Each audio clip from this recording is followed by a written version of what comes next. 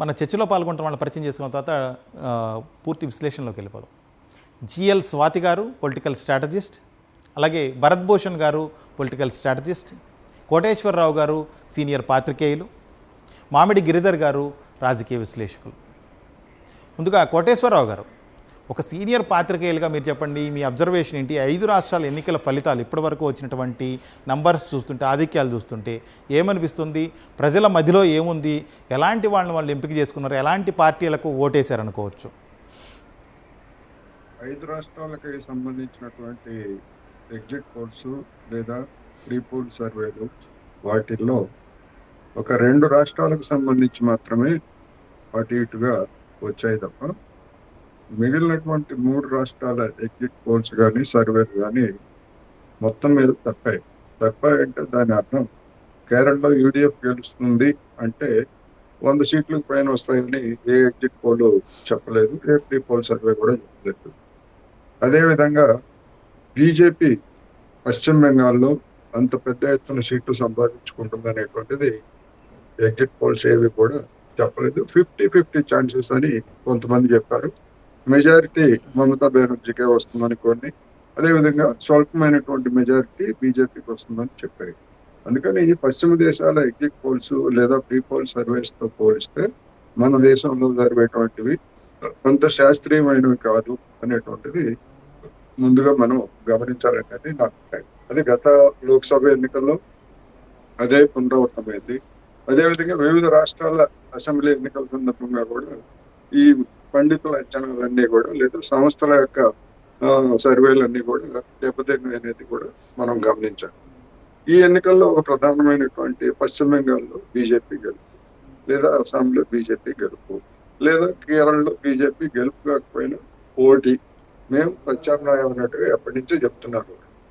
ఈ 3 రాష్ట్రాలు లేదా అన్ని రాష్ట్రాలు 5 రాష్ట్రాల్లో కావచ్చు లేదా లోక్సభ ఎన్నికల్లో కావచ్చు, ఒక ట్రెండ్ మనం గమనించాల్సినటువంటి ఒక ట్రెండ్ ని నేను ఈ సందర్భంగా చెప్పదలుచుకున్నాను. పోలరైజేషన్ అనేటువంటిది హిందూ వ్యతిరేక, ముస్లిం లేకపోతే క్రిస్టియన్, ఈ పోలరైజేషన్ అనేటువంటి దాన్ని బీజేపీ లేదా దాని మాతృ సంస్థలుగా చెప్పబడుతున్నటువంటి వాళ్ళు కానీ మేధావులు కానీ ఒక పథకం ప్రకారం దాన్ని అమలు చేస్తున్నారు. దాని డివిడెండ్స్ మొట్టమొదటిసారిగా బెంగాల్లో దానికి వచ్చినట్టుగా నేను భావిస్తున్నాను. ఎందుకంటే సబ్కా సాత్ సబ్కా వికాస్, మాకు అందరూ ఒకటే, భారతదేశంలో ఉన్నటువంటి ముస్లింల డిఎన్ఏ కూడా భారతీయ డిఎన్ఏని, వాళ్ళు కూడా వాళ్ళ పూర్వీకులు కూడా హిందువులే అని చెప్పుకునేటువంటి పార్టీ లేదా అలాంటి శక్తులతో ఉన్నటువంటి పార్టీ ఎక్కడ ఏ రాష్ట్రంలో కూడా, బెంగాల్లో 27% ముస్లింస్ ఉన్నారు, కేరళలో కూడా దాదాపు అంతే ఉన్నారు, అస్సాంలో కూడా గణనీయమైనటువంటి ఉన్నారు. ఒక్కళ్ళంటే ఒక్క ముస్లిం సామాజిక తరగతికి బీజేపీ సీట్లు ఇచ్చిందంటే సీట్లు ఇవ్వలేదు.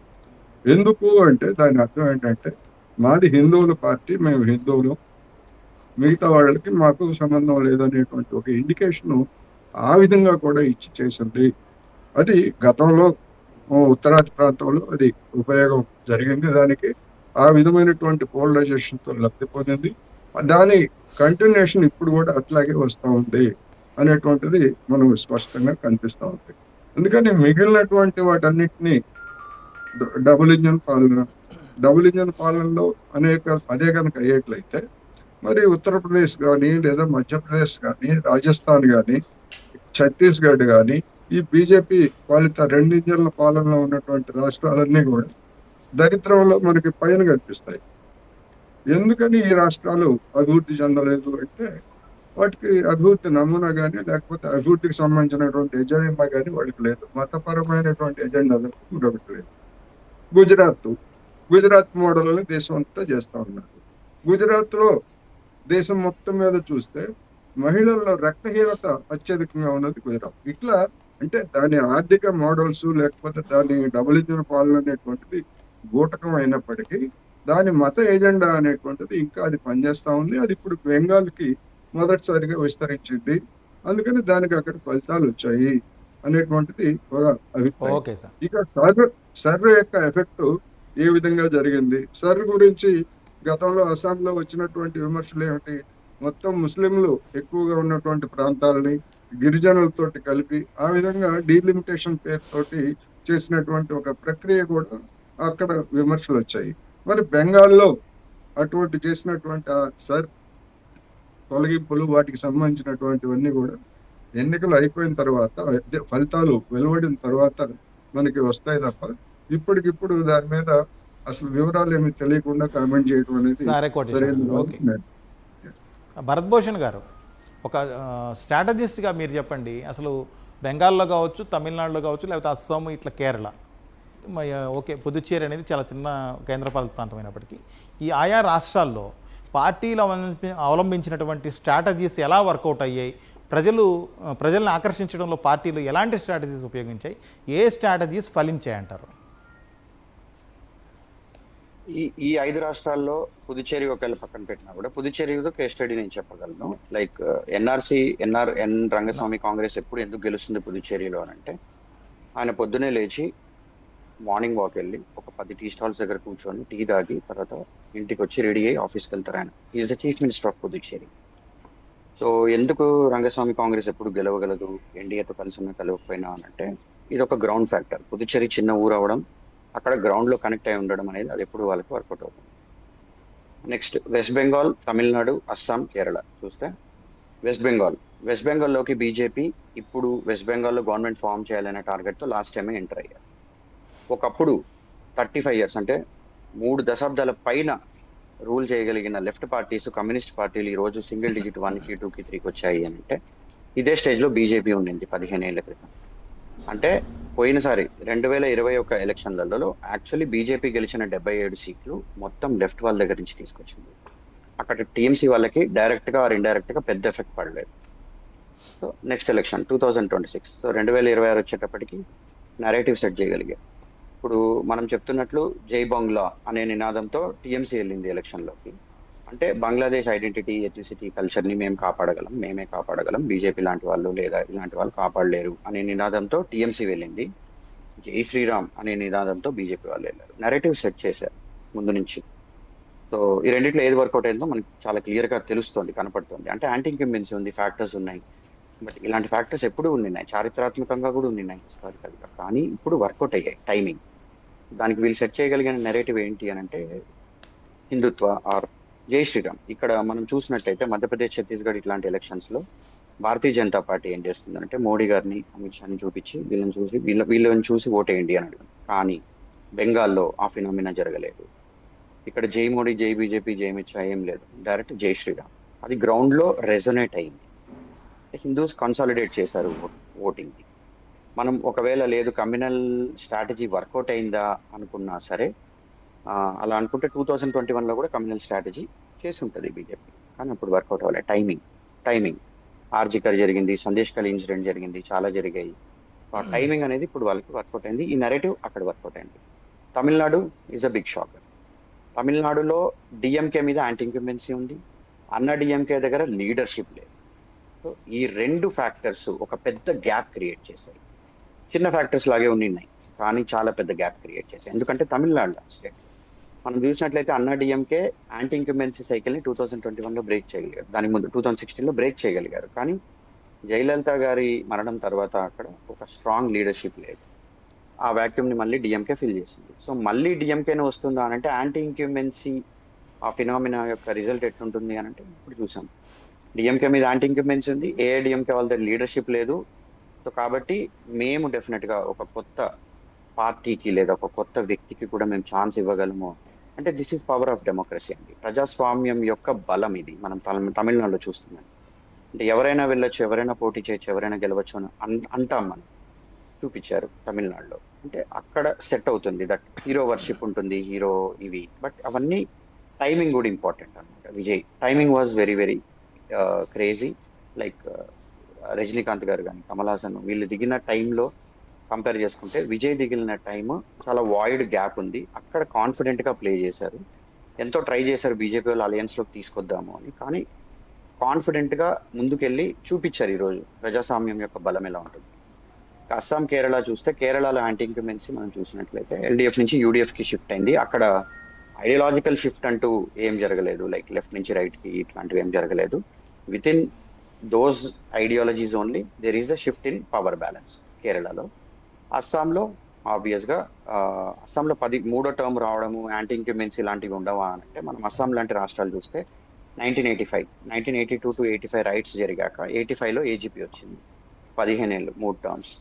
Then Congress 3 terms. అంటే 3 టర్మ్స్ అనేది వెరీ కామన్ నార్త్ ఈస్ట్లో, అస్సాం లాంటి స్టేట్లో. ఆ ఈక్వేషన్స్లో ఈసారి 100 మార్క్ దగ్గరికి కూడా వచ్చేసారు బీజేపీ వాళ్ళు. నెక్స్ట్ ఎలక్షన్స్ క్రూషల్ అవుతాయి అస్సాంకి చూడాలంటే, అంటే కమ్యూనల్ యాంగిల్ ఉన్నా లేకున్నా. సో పొలిటికల్ పార్టీస్ యొక్క స్ట్రాటజీస్ ఎట్లా వర్కౌట్ అవుతున్న దానికి ఈ 5 ఎలక్షన్స్ అనేది ఒక ప్రాపర్ కేస్ స్టడీ చేయొచ్చు.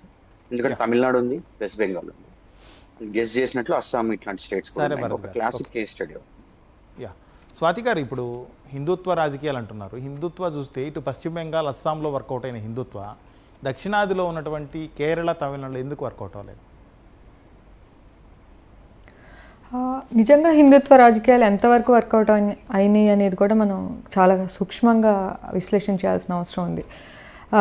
నిజంగా హిందూస్ అందరూ సో హిందుత్వ రాజకీయాన్ని ఫస్ట్ అసలు మనం ఆ కాన్సెప్ట్ని అర్థం చేసుకోవాలి కదా. సో హిందుత్వ ప్రపోజల్ ఏంటంటే బీజేపీ చేస్తుంది, హిందూ మతం ఉంది, ఈ మతానికి కొన్ని ఇంట్రెస్ట్ ఉన్నాయి, ఆ మతానికి ఏకైక రిప్రజెంటేటివ్ బీజేపీ మాత్రమే. ఎందుకు? ఇది హిందూ దేశం కాబట్టి. సో ఈ మతం చెందిన వాళ్ళది ఈ దేశం, ఇది హిందూ దేశం, ఈ మతాన్ని, ఈ దేశాన్ని కాపాడగలిగేది హిందూ పార్టీ మాత్రమే, అది బీజేపీ పార్టీ మాత్రమే. సో మతాన్ని, దేశాన్ని, పార్టీని మూడింటిని కలిపేస్తున్నారు. సో ఇది హిందుత్వ రాజకీయం అనేది. నిజంగా ఇండియాలో హిందుత్వ పాలిటిక్సే వర్క్ అవుతూ ఉంటే, ఇది నాకు కూడా ఒక very interesting study. I think any స్ట్రాటజిస్ట్కి ఇది ఒక స్టడీ. బీజేపీ ఇంత కష్టపడాల్సిన అవసరం లేదు. ఎందుకంటే 70% మంది హిందువులు అట్లీస్ట్ చాలా కాన్స్టిట్యుయెన్సీస్లో స్వీప్గా మనం జై శ్రీరామ్ అని చెప్పేసి ఎలక్షన్లు గెలిచేయగలిగితే బీజేపీ ఇంత కష్టపడాల్సిన అవసరం లేదు.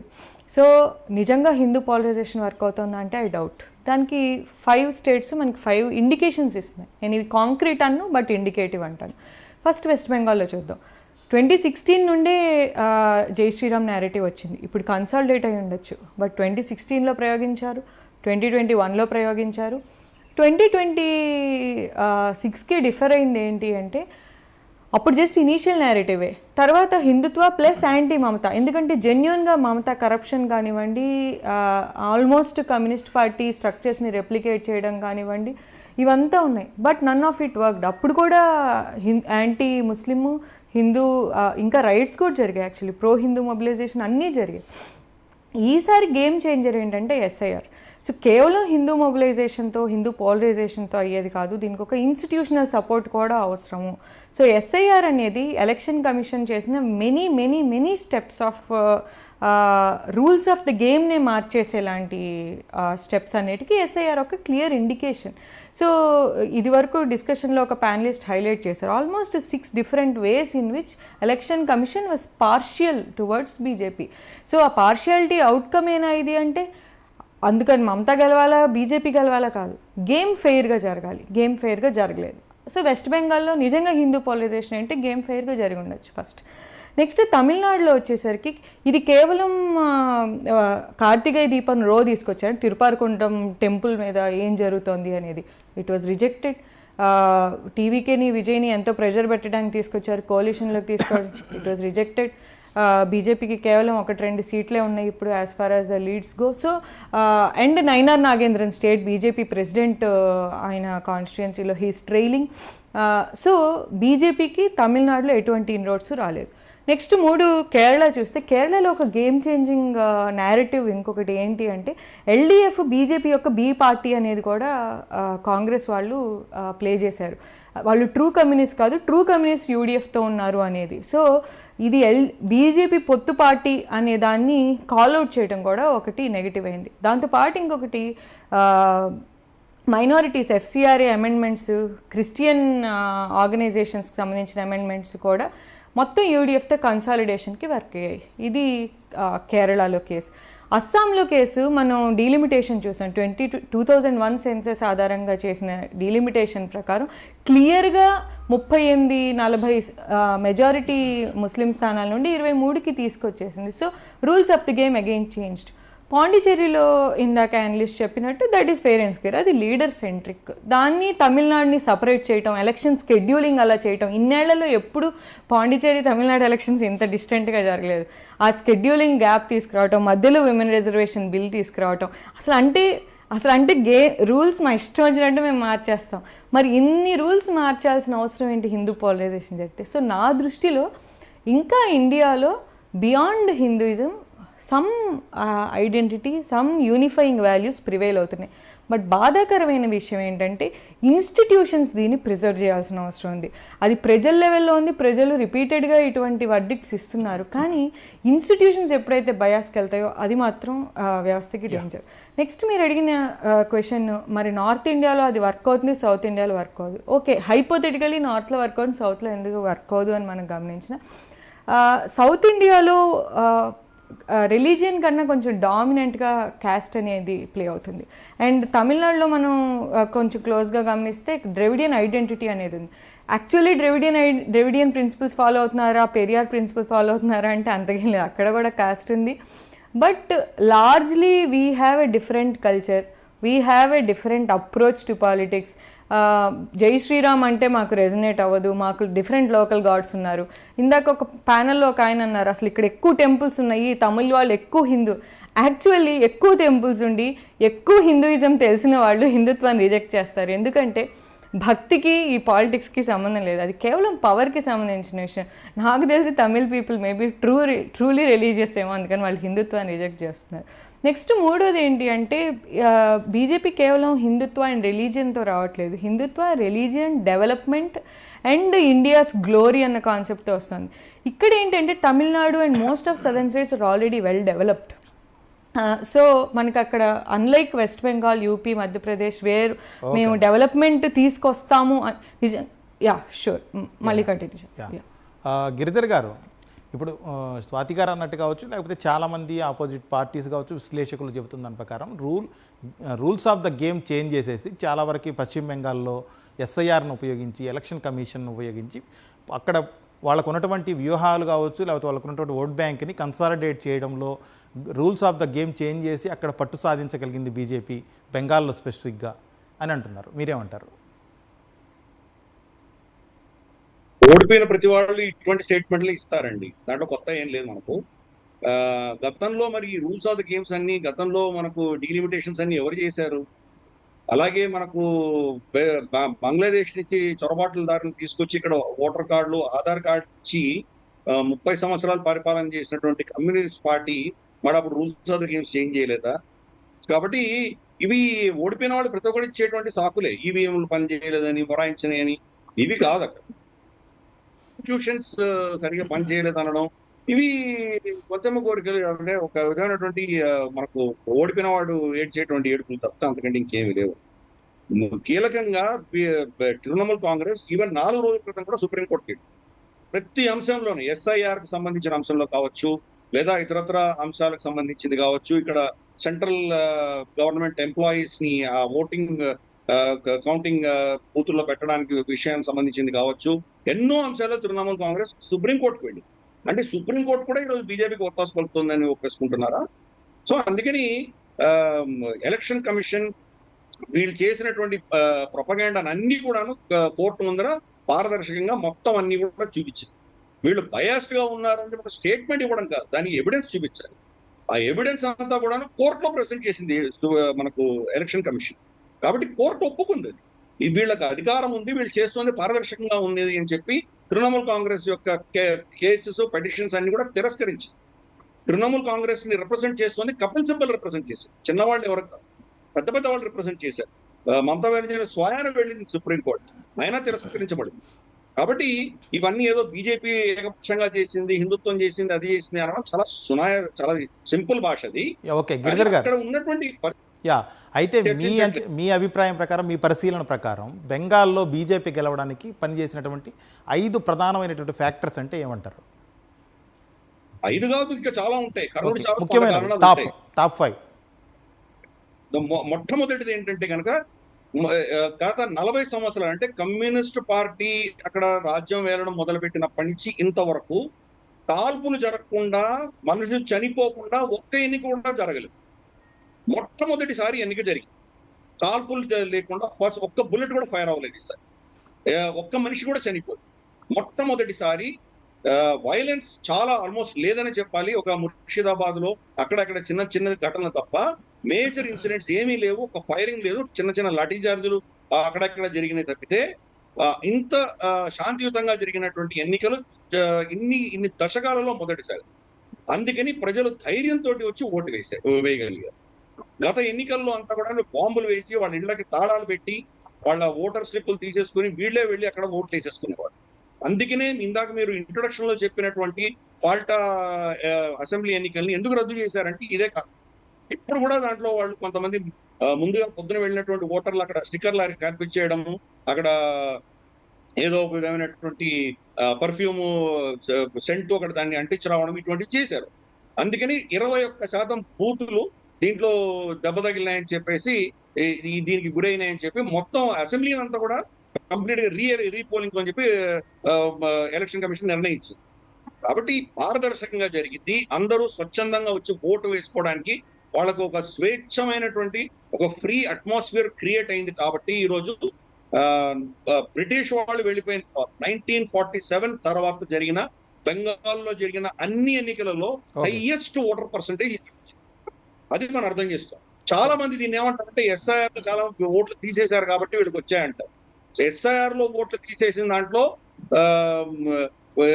కంటెస్ట్ చేయమని చెప్పారు. కంటెస్ట్ చేసే వాళ్ళ ఓట్లు ఉన్నాయి, సుప్రీంకోర్టు నిర్ణయిస్తుందో ఎప్పుడవుతుందో మనకు తెలియదు.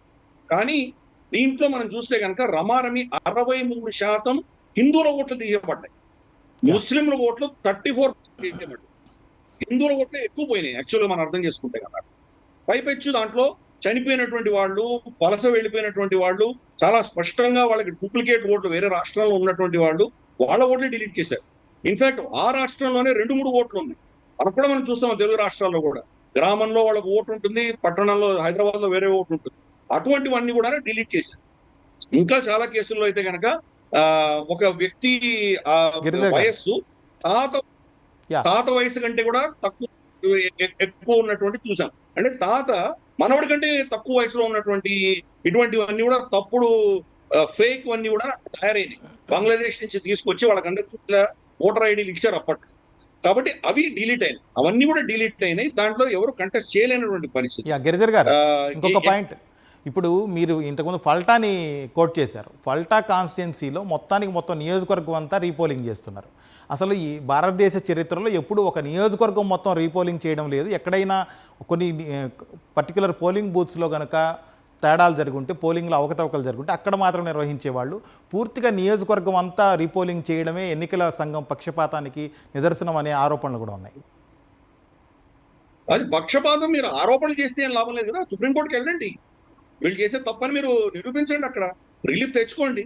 అర్ధరాత్రి కూడా మీరు సుప్రీంకోర్టు కూడా చాలా క్లియర్గా చెప్పింది, ఎన్నికల సంఘం విధుల్లో మేము జోక్యం చేసుకోలేము, ఎన్నికల సంఘం స్వతంత్రంగా వ్యవహరిస్తుంది, కాబట్టి ఎన్నికల సంఘానికే నివేదించాలి అని చెప్పింది. ఎన్నికల సంఘం న్యాయం ఇవ్వకపోతే సుప్రీంకోర్టు ఎప్పుడు నిర్ణయాలు తీసుకోలేదా గతంలో? అందుకని ఇది నేను చెప్పేది వినండి, ఫస్ట్ వినకుండా మీరు కట్ చేయకండి. జహాంగీర్ ఖాన్ ఎన్నికల తర్వాత ఎంతమంది తలలు కోస్తానని చెప్పి బెదిరించాడు. ఒక భయాందోళనలతో ఉన్నటువంటి ప్రాంతం అది. అందుకని అక్కడ 21% డిటెక్ట్ అయింది. డిటెక్ట్ అవ్వడం ఇంకేమైనా ఉన్నాయో మనకు తెలియదు. కాబట్టి ఆ మొత్తం అసెంబ్లీ సెగ్మెంట్ ని కూడా చేయాలి అన్నటువంటి నిర్ణయం చాలా సుదీర్ఘంగా చర్చించిన తర్వాత ఎలక్షన్ కమిషన్ నిర్ణయించింది. ఎలక్షన్ కమిషన్ నిర్ణయం అల్టిమేట్ ఏం కాదు, దాన్ని ఎప్పుడు కూడా సుప్రీంకోర్టులో ఛాలెంజ్ చేయవచ్చు. ఇక్కడ తృణమూల్ కాంగ్రెస్ కానీ వీళ్ళకు లెఫ్టిస్ట్ భావజాలం ఉన్నటువంటి వాళ్లకు సుప్రీంకోర్టులో ఎంతటి పట్టు ఉందో మనకు తెలుసు. అర్ధరాత్రి 12 గంటలకి 2 గంటలకు కూడా సుప్రీంకోర్టు తలుపులు తెరిపించి న్యాయమూర్తులను పిలిపించి చర్చించగలిగిన శక్తి వీళ్ళకు ఉన్నది. వీళ్ళు ఎందుకు అంత ఎమర్జెన్సీలో వాళ్ళు దాన్ని ఆపలేకపోయారు? ఎందుకంటే వాళ్ళకి కేసు లేదు కాబట్టి. ఎలక్షన్ కమిషన్ ఇటువంటి పరిస్థితుల నుంచి పారదర్శకంగా అందరూ సురక్షితంగా ఓటు వేసే దిశగా వాళ్ళు నిర్ణయం తీసుకున్నారు కాబట్టి దాన్ని చేయలేక. రెండవ విషయం, టైం ఇచ్చినప్పుడు నన్ను అడిగినప్పుడు నేను చెప్తాను బెంగాల్ ఎందుకు త్వరగా చాలా కీలకమైన విషయాలు ఏంటంటే కనుక దాంట్లో మమతా బెనర్జీ యొక్క మొత్తం ఒక విధమైన భయాందోళనలు కలిగించేటువంటి ఒక పాలన ఈ రోజు ప్రజలు తిరస్కరించారు. మహిళలకు, ఎస్పెషల్లీ మహిళలకు సురక్షితంగా లేరు అన్నటువంటి ఒక అంశం చాలా సీరియస్ గా వెళ్ళింది. ఈ ప్రెసిడెన్సీ అన్నటువంటి ఏరియా, కల్కత్తా, మనకు డమ్ డమ్, తర్వాత హౌడా, ఈ ప్రాంతం అంతా కూడాను ఊకొమ్మడిన తృణమూల్కి వ్యతిరేకంగా ఓటేశారు. ఆర్జీ కార్ లో జరిగినటువంటి రేప్ అండ్ మర్డర్ కేసు ఏదైతే ఉందో అది మమతా బెనర్జీ ఎంత అవహేళన చేసిందో చూసాం. ఎందుకు రాత్రిపూట వెళ్లాల్సిన అవసరం ఏమొచ్చింది అని చెప్పింది ఆవిడ. మహిళలకు ఇదే, ఒక మహిళ చీఫ్ మినిస్టర్ గా ఉండి ఇలాగే ప్రవర్తిస్తుంది ఆవిడ. సందేశ్ ఖలీలో భర్త పిల్లల ముందర వచ్చి రోజు రేప్ చేసిపోతుంటే ఇంత వాళ్ళకి న్యాయం చేయడం కాదు కదా, కేసులు పెట్టిన వాళ్ళని కేసులు విత్డ్రా చేసే దిశగా మమతా బెనర్జీ ప్రెషరైజ్ చేసి, కాబట్టి మహిళలు ఈవిడను ఓడించాలి అని చెప్పి నిర్ణయించుకొని ఓడించారు. ఇంకొక కీలకమైన అంశం ఏంటంటే, బంగ్లాదేశ్ లో మహమ్మద్ యూసుఫ్ ప్రభుత్వం ఉన్నప్పుడు హిందువులని అక్కడ ఊచకోత కోసిన ఉదంతం వీళ్ళందరూ చూశారు బంగాళీ. కాబట్టి మళ్ళీ మమతా బెనర్జీ వస్తే ఇదే తుష్టీకరణ రాజకీయాలు చేస్తే మేము ఉండలేము ఇక్కడ, మేము ఇక్కడి నుంచి పారిపోవాల్సి వస్తుంది. కాబట్టి ఇది మాకు ఆఖరి అవకాశము, దీన్ని ఎట్టి పరిస్థితుల్లోనూ ఓడించాలి అన్న దిశగా వాళ్ళు ఓటేశారు. ఆఖరికి కమ్యూనిస్ట్ పార్టీల్లో అఫ్ కోర్స్ క్షీణిస్తూ వస్తున్నారు వాళ్ళు. మిగిలిన 5%, గతసారి 5% ఓట్లలో కూడా ఈసారి 3% మిగిలిపోయినటువంటి హిందువులు, అంటే ఎట్టి పరిస్థితుల్లో కమ్యూనిస్ట్ పార్టీకే వేస్తామనుకున్నటువంటి ఈ రోజు ఒక్క నిమిషం వినండి, వాళ్ళు 3% కూడా ఈరోజు బీజేపీకి షిఫ్ట్ అయ్యారు. ఎందుకు? సిపిఎం ఒక ఎక్స్ట్రీమ్ ముస్లిం పార్టీతో వాళ్ళు అలయన్స్ పెట్టుకున్నారు. అందుకనే వాళ్ళ దగ్గర ఉన్న హిందువులు కూడా అక్కడి నుంచి వెళ్ళిపోయారు. వాళ్ళు కూడా అభద్రత ఫీల్ అవుతున్నారు కాబట్టి వాళ్ళు వెళ్ళిపోయారు. కమ్యూనిస్ట్ పార్టీ కంప్లీట్ గా భూస్థాపితమైంది. అలాగే కేరళలో కూడా కంప్లీట్ గా వాళ్ళు నాశనం అయ్యారు. కాబట్టి ఈ రోజు ప్రో ఇన్కంబెన్సీ బీజేపీ ప్రభుత్వాలకు ఉన్నది, నాన్ బీజేపీ ప్రభుత్వాలకి యాంటీ ఇన్కంబెన్సీ చూస్తుంది. దానివల్లనే ఈ రోజు మనకు అస్సాము, పుడుచేరి వాళ్ళు గెలవగలుగుతున్నారు. తృణమూల్ కాంగ్రెస్, తర్వాత ఇక్కడ స్టాలిన్ డిఎంకే, అలాగే ఎల్డిఎఫ్ కమ్యూనిస్టు, ముగ్గురు కూడా ఓడిపోవడానికి కారణం ఏంటంటే వీళ్ళు ఇటువంటి పనికిమాలిన చెత్త రాజకీయాలు చేశారు కాబట్టి ప్రజలు వాళ్ళని తిరస్కరించారు. ఈ పనికిమాలిన సాకులు పెట్టే లాభం లేదు. ఇదే కమ్యూనిస్టులకు మమతా చేశారు కాబట్టి ఫస్ట్ ప్రజల తీర్పును యాక్సెప్ట్ చేసే ఒక సంస్కారం మనం అందరం కూడా తెలుసుకోవాలి. కోటేశ్వరరావు గారు, అలాగే ముఖ్యంగా తమిళనాడు చూస్తే, తమిళనాడులో కొత్త పార్టీ విజయ నేతృత్వంలో టీవీకే ఎమర్జ్ అయింది మూడో పార్టీగా. ఇప్పుడు 2 పార్టీలు మిగిలాయి, ప్రధాన ద్రవిడ పార్టీలు అయినటువంటి అన్నా డిఎంకే. ముఖ్యంగా ఈ 5 ఏళ్లుగా సీఎంగా ఉన్న స్టాలిన్ మోదీ వర్సెస్ స్టాలిన్ అన్నట్టుగా క్రియేట్ చేశారు.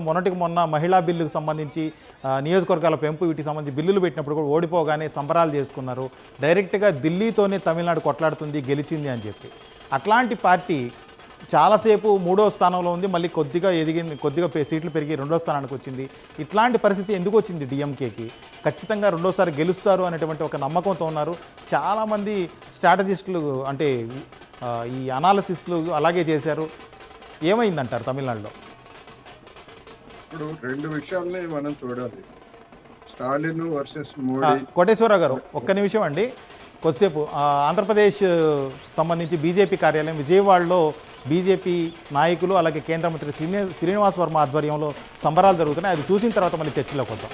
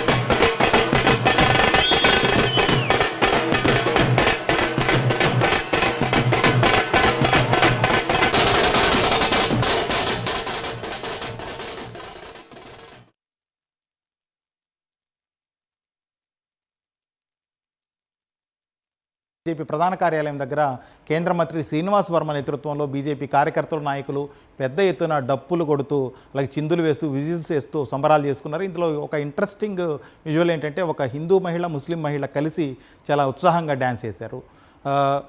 కోటేశ్వరరావు గారు కంటిన్యూ చేయండి. మీరు చెప్పారు హిందూ మహిళ ముస్లిం మహిళ ఉత్సాహంగా డ్యాన్స్ చేశారండి.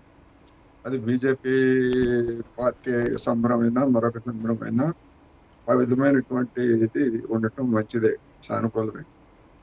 కానీ ఈ ఎన్నికల సందర్భంగా అస్సాం, కేరళ, తమిళనాడు, పాండిచ్చేరి, పశ్చిమ బెంగాల్ ఈ రాష్ట్రాల్లో ముస్లింలు గణనీయంగా ఉన్నటువంటి రాష్ట్రాలు అస్సాము, బెంగాల్, కేరళ, సరే తమిళనాడులో కూడా ఒక్కరికైనా బీజేపీ సీట్ ఇచ్చిందా?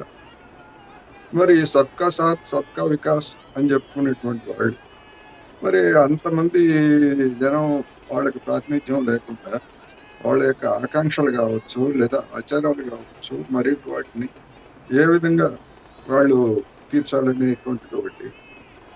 అందుకనే నేను మొదటి నుంచి చెప్తుంది ఏంటంటే ఇదంతా కూడా ఒక నేరేటివ్. మన స్వాతి గారు చెప్పారు.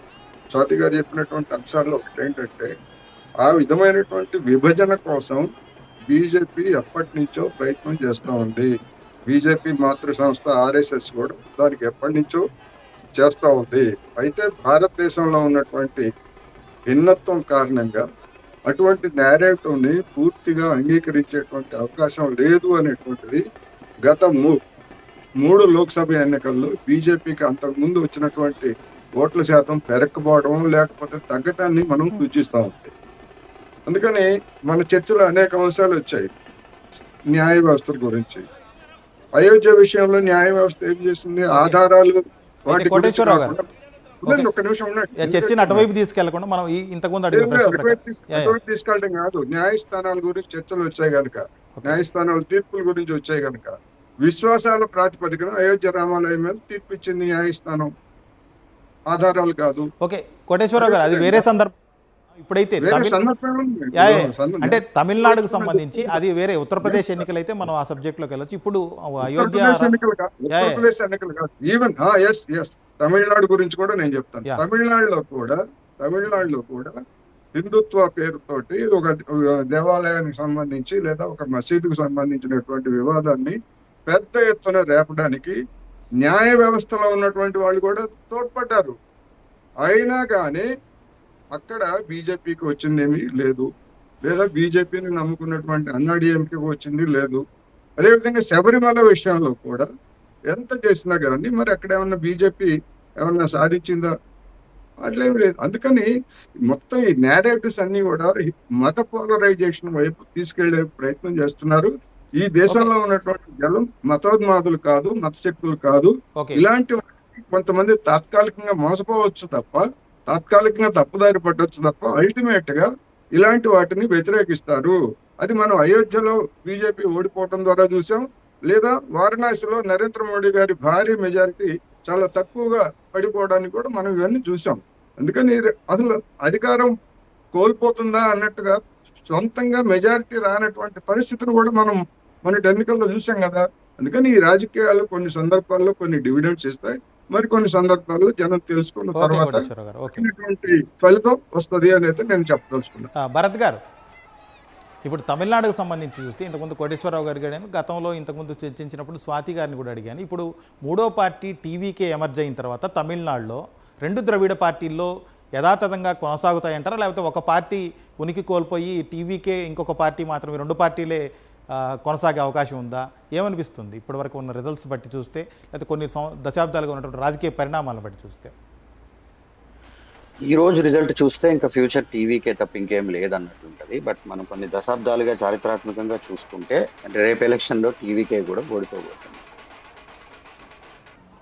5 ఏళ్లలో జరిగే నెక్స్ట్ ఎలక్షన్లలో టీవీకే కూడా ఓడిపోతుంది. యాంటీ ఇంక్యుంబెన్సీ అనే ఫ్యాక్టరు ఒక బిహేవియరల్. నా ఉద్దేశం అంటే టీవీకే ఫిక్స్ అని కాదు, కాకపోతే 3 పార్టీలు ద్రవిడల్. ఇప్పుడు వీళ్ళు ద్రవిడ కాన్సెప్ట్ ని, ద్రవిడ ఐడియల్స్ ని, వాల్యూస్ ని వీళ్ళు ఎంతవరకు తీసుకెళ్లి చూస్తారనే దాని మీద డిఎంకే ఏడిఎంకే ఎగ్జిస్టెన్స్, లేదా వాళ్ళు డైల్యూట్ అయిపోతారా లేక వాళ్ళు ఒకరే స్ట్రాంగ్ అయిపోయి మిగిలిపోతారా అనేది డిసైడ్ అవుతుంది. ఇప్పుడు వీళ్ళు ప్రామిస్ చేసిన వాల్యూస్ లేదా ఐడియల్స్ వీళ్ళు ఇవ్వలేకపోతే ఏమవుతుంది, రేపు మళ్ళీ ఇంకొకరు వస్తారు, డెఫినెట్గా ఇంకొకరికి ఛాన్స్ ఇస్తారు. సో ఈ 5 ఏళ్ల వాళ్ళ పరిపాలన, వాళ్ళు ఎలాంటి లీడర్స్ తీసుకొస్తారు, ఎలాంటి వాళ్ళు మంత్రులు చేస్తారు, ఎలాంటి స్టెప్స్ తీసుకుంటారు అనే దాని మీద డిపెండ్ అయి ఉంటుంది డెఫినెట్గా. ఓకే. ఒకేసారి వీళ్ళ ఉనికి కోల్పోయే పరిస్థితి అయితే రాదు. ఎందుకనంటే ద్రవిడియన్ ఐడియాలజీ చాలా డీప్ అన్నమాట. ఇప్పుడు వీళ్ళు యూజ్ చేసిన టీవీకే యూజ్ చేసినా కూడా దాని బేసిస్ మీదే రావాలి. ఎందుకు బీజేపీకి ఎంట్రీ లేదు ఇండియా తమిళనాడులో అంటే ఇందుకే. సో వాళ్ళు అన్నా డిఎంకేతోనే వెళ్ళాలి, రేపు అన్నా డిఎంకే రాలేదంటే డిఎంకేతో వెళ్ళాలి, లేదు అనంటే టీవీకేతో పోవాలి. ఎందుకు అనంటే అది ఫౌండేషన్ ద్రవిడియన్ ఐడియాలజీ అనేది. సో దాని బేస్డ్ పార్టీస్ కి ఉనికి కోల్పోయే పరిస్థితి ఇమీడియట్ గా రాదు. వీళ్ళు ఇప్పుడు వెయిట్ అండ్ వాచ్, ఇప్పుడు ఏంటి ఏం చేస్తారు, ఈ ఫ్యాన్ ఫేరు ఈ ఫాలోయింగ్ బేసిస్ మీద గవర్నమెంట్ ఫామ్ చేయగలిగితే, అంటే ఇప్పటికైతే నెంబర్స్ లేవు బట్ మేము ఇండిపెండెంట్ గా ఫామ్ చేస్తామని అంటున్నారు. Yeah it's possible, but government form చేయగలిగి చేస్తే నెక్స్ట్ 5 ఏళ్ళు వాళ్ళు ఏం చేస్తారు, ప్రజలకు ఏం చేయబోతున్నారు, ఎలా ఇవ్వబోతున్నారు, ఏదైనా కొత్తగా చూపబోతున్నారా లేక మేము వీలాగే అనే ఇండికేషన్ ఇవ్వబోతున్నారా అనే దాని మీద డిపెండ్ అయి ఉంటుంది. సరే భరత్ గారు, ఓకే. ఇప్పుడైతే డెఫినెట్ గా కంక్లూజివ్ గా ఏమి ఇప్పుడే చెప్పలేము డెఫినెట్ గా ఏమవుతుంది ఉనికికి డిఎంకే అరే అన్న డిఎంకే. యా. పార్టీ పరంగా రెండు చాలా స్ట్రాంగ్ పార్టీస్ అండి. Yeah. ఇది ఇప్పుడు విజయ్ సాధించగలిగింది ఏది టైమింగ్ అండ్ డెమోక్రసీ ఇచ్చిన ఒక అవకాశం, అది ఆపర్చునిటీ. కాన్స్టిట్యూషన్ లో 5 ఏళ్ళకి ఒకసారి ఎలక్షన్ పెట్టాలన్నారు, సో అందుకే ఎవరైనా వెళ్ళి పోటీ చేయొచ్చు అని వచ్చారు, నిలబడ్డారు, సో చూపించారు. అది ఆ టైమింగ్ అన్నమాట. ఎందుకనంటే సరే భరత్ గారు, ఓకే. ఫ్యాన్ ఫేర్ మీద మనం చూసినట్లయితే రజనీకాంత్, కమల్ హాసన్ వీళ్ళందరూ కూడా రావాలనుకున్నారు, వెళ్ళిపోయారు, వచ్చి ఫెయిల్ అయ్యారు. టైమింగ్ ఇంపార్టెంట్, అది వర్కౌట్ అయింది తమిళనాడులో. బట్ ద్రవిడియన్ పార్టీస్ కి అయితే ఏం ఉనికికి ఇమీడియట్ గా ఏం డేంజర్ లేదు. యా. స్వాతి గారు, ఇప్పుడు కాంగ్రెస్ చాలా రాష్ట్రాల్లో ఓడిపోతూ వస్తుంది వరుసగా. కొన్ని చోట్ల మిత్రపక్షాలు గెలిచినప్పటికీ ఆ పార్టీ సొంతంగా ఈ మధ్యకాలంలో గెలవలేదు. ఇప్పుడు కేరళలో గెలుపు అనేది కాంగ్రెస్కి ఎలాంటి ఒక బూస్టింగ్ ఇస్తుంది?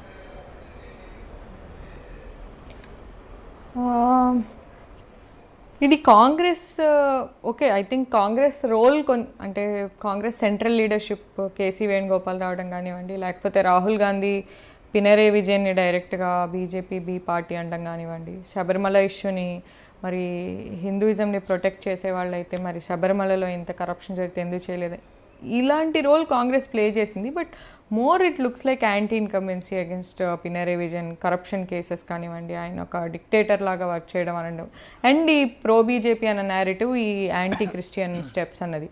But Congress as a party ఎంత రివైవ్ అవుతుంది అన్న దాని మీద ఇదేమీ ఒక ఇండికేషన్ లాగా నేను భావించట్లేదు. ఎందుకంటే అస్సాంలో ఒక స్ట్రాంగ్ క్యాంపెయిన్ పుట్ ఫార్వర్డ్ చేయలేకపోయారు. హిమంత శర్మ అంతా అవుట్రైట్గా అటాక్ చేస్తున్నారు, ఎన్నో ఆపర్చునిటీస్ ఓపెన్ అయ్యాయి, డీలిమిటేషన్ గురించి ఫైట్ చేసి ఉండొచ్చు. సో అస్సాంలో వాళ్ళ ఫైట్ ఏమంతా ఎగ్జైటింగ్గా లేదు.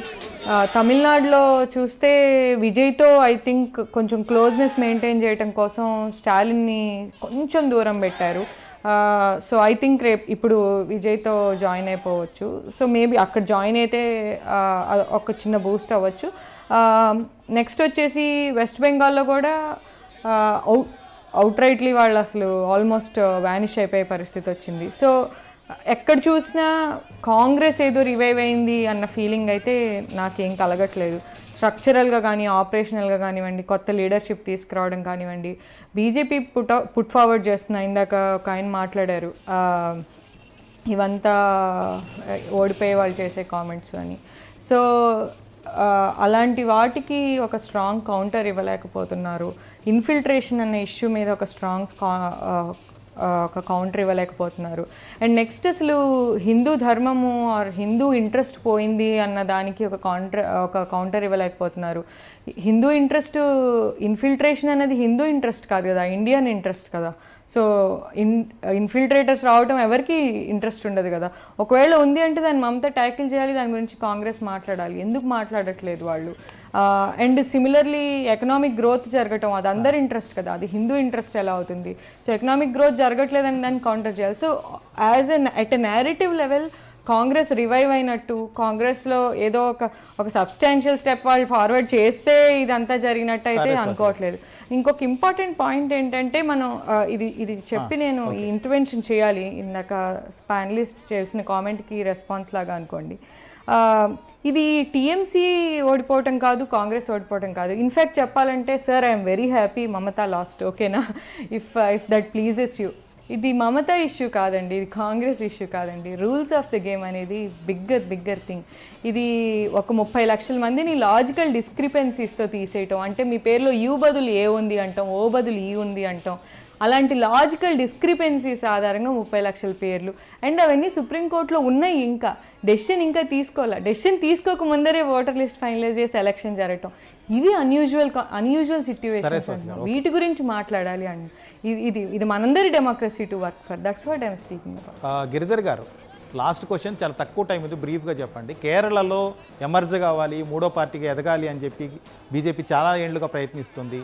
ఇప్పుడు వచ్చినటువంటి ఫలితాలు ఏమనిపిస్తుంది? ఎదగడానికి, సొంతంగా అధికారంలోకి వచ్చే దిశగా అడుగులు వేయడానికి బీజేపీ ఇంకెంతకాలం పట్టవచ్చు కేరళలో? కన్వీనియంట్ గా నాకే అందరికంటే తక్కువ టైం ఇవ్వడం లేదండి, ఇంతకుముందు మీరు చాలా ఎక్కువసేపు మాట్లాడారు, అక్కడ టైం ఎక్కువైంది. ఓకే, లాస్ట్ ఎండ్ అయిపోతుంది. ఓకే, ఎనీవే, కేకే మహమ్మద్ అన్నటువంటి ఒక ముస్లిం ఆర్కియాలజిస్ట్ తవ్వకాల్లో వచ్చిన ఎవిడెన్స్ ఆధారంగానే అలహాబాద్ హైకోర్టు అయోధ్య జడ్జిమెంట్ ఇచ్చింది. దాని ఆధారంగానే సుప్రీంకోర్టు ఇచ్చింది. నమ్మకాల వల్ల ఇవ్వలేదు, ఈ విషయం గుర్తుపెట్టుకోండి. అలాగే శబరిమల కేసులో ముందు రోలో ఉండి పోరాటం చేసింది కమ్యూనిస్ట్ పార్టీ భార్యలు చేశారు, కాంగ్రెస్ పార్టీ చేసింది. బీజేపీ ముందు తటస్థంగా ఉండి సుప్రీంకోర్టుని యాక్సెప్ట్ చేసింది వాళ్ళ జడ్జిమెంట్. బీజేపీ తర్వాత దిగింది బరిలో. అసలు యుద్ధం చేసింది కమ్యూనిస్ట్ పార్టీ నేతల భార్యలు యుద్ధం చేశారు అక్కడ కేరళలో. ఈ విషయం గుర్తుపెట్టుకోవాలి. అందుకని ఈ రోజు బీజేపీ ప్రతి ఎన్నికల్లో కూడా వాళ్ళ ఓట్ షేర్ పెరుగుతూ వస్తుంది. ఇప్పుడు కూడా పెరిగింది వాళ్ళ ఓట్ షేర్. ఇప్పటికి కూడా హిందువులు మెజారిటీగా కమ్యూనిస్టులకే ఓటేస్తున్నారు. అది ఈ రోజు మనం వెస్ట్ బెంగాల్ లో చూసాము, త్రిపురలో చూసాము. హిందువులు కమ్యూనిస్టులను కంప్లీట్ గా కేరళలో కూడా చూడబోతున్నాం. Okay sir, thank you Giridhar గారు, థ్యాంక్ యూ స్వాతి గారు, అలాగే భరత్ గారు, కోటేశ్వర గారు, థ్యాంక్ యూ డిస్కషన్లో పార్టిసిపేట్ చేసినందుకు. ఇది 5 రాష్ట్రాల ఎన్నికల ఫలితాలకు సంబంధించి ఈటీవీ నిర్వహించినటువంటి ప్రత్యేక చర్చా కార్యక్రమం.